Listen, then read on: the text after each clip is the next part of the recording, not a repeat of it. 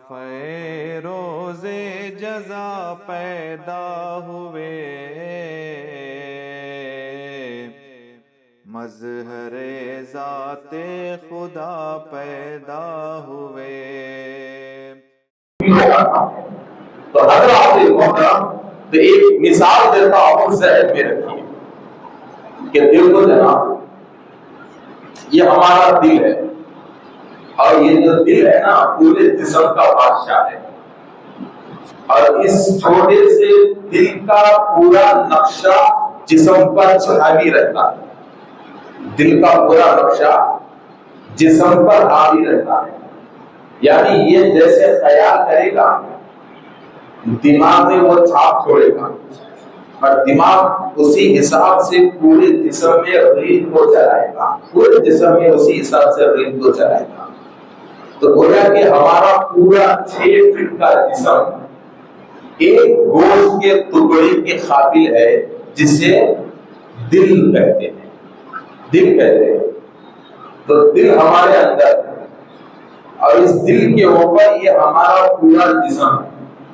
تو اندر والا یہ پورے باہر والے کو کنٹرول میں لے کر بیٹھا ہوا ہے، اور صوفیہ کی زبان میں اسے قلب کہتے ہیں، قلب، اور قلب کہتے ہیں یعنی کہ دل، اور جسم کو کیا کہتے ہیں؟ خالق۔ کیا کہتے ہیں جسم کو؟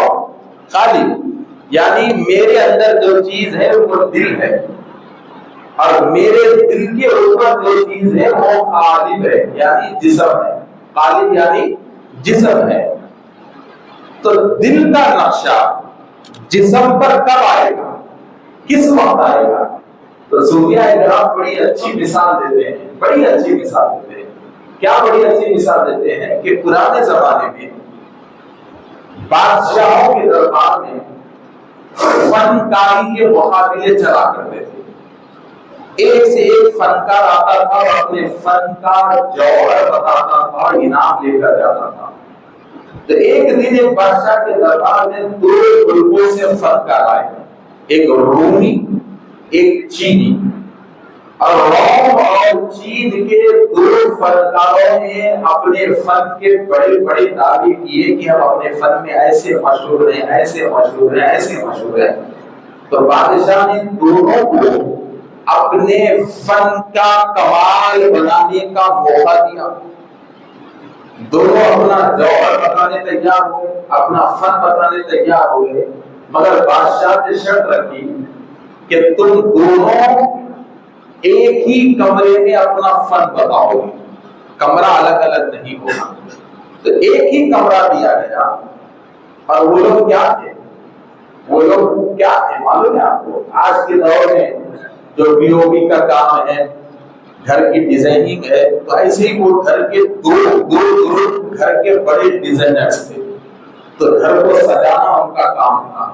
تو دونوں ایک ہی فن کے مالک تھے، تو دونوں کو ایک ہی روم میں بادشاہ نے موقع دیا، کہا کہ دونوں ایک ہی روم میں اپنے فن کا کمال دکھاؤ۔ تو دونوں ایک روم میں گئے، تو بادشاہ نے کہا کہ کوئی ایک دوسرے کا کام نہیں دیکھے گا، بیچ میں پردہ لگا دیا گیا۔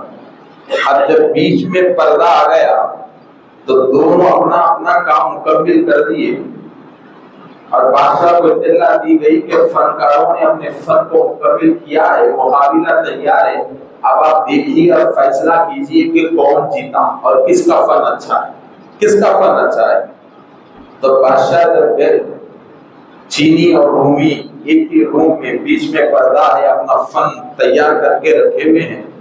تو بادشاہ جب چینیوں کے دیوار پہ گیا تو دیکھا کہ چینیوں نے دیوار کو اتنا صاف کیا کہ بہترین نقش و نگار دیوار پہ کھینچ دیے، بہترین پھولوں کی ڈالیوں کو بنایا، بہترین گلدستوں کو بنایا، گویا کہ دیوار کو خوبصورت باغ بنا کے رکھ دیے، وہ دیوار کو پھولوں سے بن دی۔ بادشاہ بڑا خوش ہوا کہ اتنی باریک اور لاجواب فنکاری، بڑا خوش ہوا، اور ادھر رومیوں کے پاس گیا اور جا کر دیکھا تو بادشاہ حیران ہو گیا کہ رومیوں کے فن میں اتنا کمال ہے کہ وہ لوگ دیوار کو اتنا صاف کیے، اپنے فن کے ذریعے اتنا صاف کیے کہ پوری دیوار کو آئینہ بنا دیے، دیکھنے والے کو پتہ ہی نہیں چل رہا ہے کہ یہ دیوار ہے کہ آئینہ ہے، پوری دیوار کو آئینہ بنا دیا۔ بادشاہ بڑا کنفیوز ہوا اور آیا اور آ کر کہا کہ دیکھو بابا، جھگڑا سارا پردے کا ہے، یہ بیچ کا پردہ اٹھا دے فن کی اہمیت معلوم ہو جائے گی۔ تو جب بیچ کا پردہ اٹھا دیا گیا تو ادھر کا نقش ادھر کی دیوار میں نظر آنے لگا، یعنی انہوں نے جو دیوار پہ بات بیان دیا تھا تو اس دیوار کا نقش ادھر نظر آنے لگا۔ اب دیکھنے والے یہ فرق ہی پیدا نہیں کر سکے کہ ادھر دھول ہے ادھر آئینہ ہے، بلکہ ہر کوئی یہی سمجھ رہا تھا کہ دو طرف برابر کا ڈیزائن ہے، مگر صرف فنکار کو معلوم تھا کہ یہ آئینہ ہے اور ادھر ڈیزائن ہے۔ تو بادشاہ نے کہا پر پردے کا معاملہ ہے، اگر پردہ اڑ جائے گا تو ادھر کا نقش ادھر آ جائے گا۔ تو ایسے ہی انسان کے جسم کا معاملہ ہے کہ انسان کا دل ہے۔ آج ہم اپنے دل، انسان کا دل ہے تو انسان روز اپنے دل سے اللہ کو ذکر کر رہا ہے، اپنے دل سے قرآن کو پڑھ رہا ہے، اپنے دل سے نمازیں کو پڑھ رہا ہے، مگر دل کا نقشہ جسم پہ نہیں آ رہا ہے۔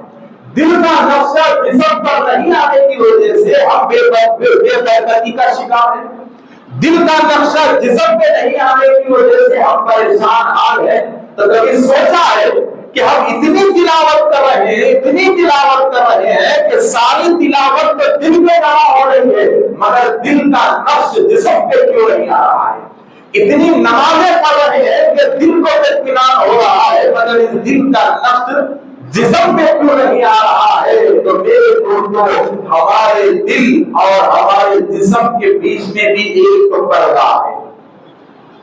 ہمارے دل اور ہمارے جسم کے بیچ میں بھی ایک پردہ ہے، اور وہ پردہ نفس کا پردہ ہے، وہ پردہ غرور کا پردہ ہے، وہ پردہ تکبر کا پردہ ہے، وہ پردہ انانیت کا پردہ ہے، وہ پردہ میں پن کا پردہ ہے، وہ پردہ اللہ رب العزت سے دوری کا پردہ ہے، وہ پردہ حسد کا پردہ ہے، وہ پردہ جلن کا پردہ ہے، وہ پردہ لوگوں کو دور کرنے کا پردہ ہے، نفرت کا پردہ ہے۔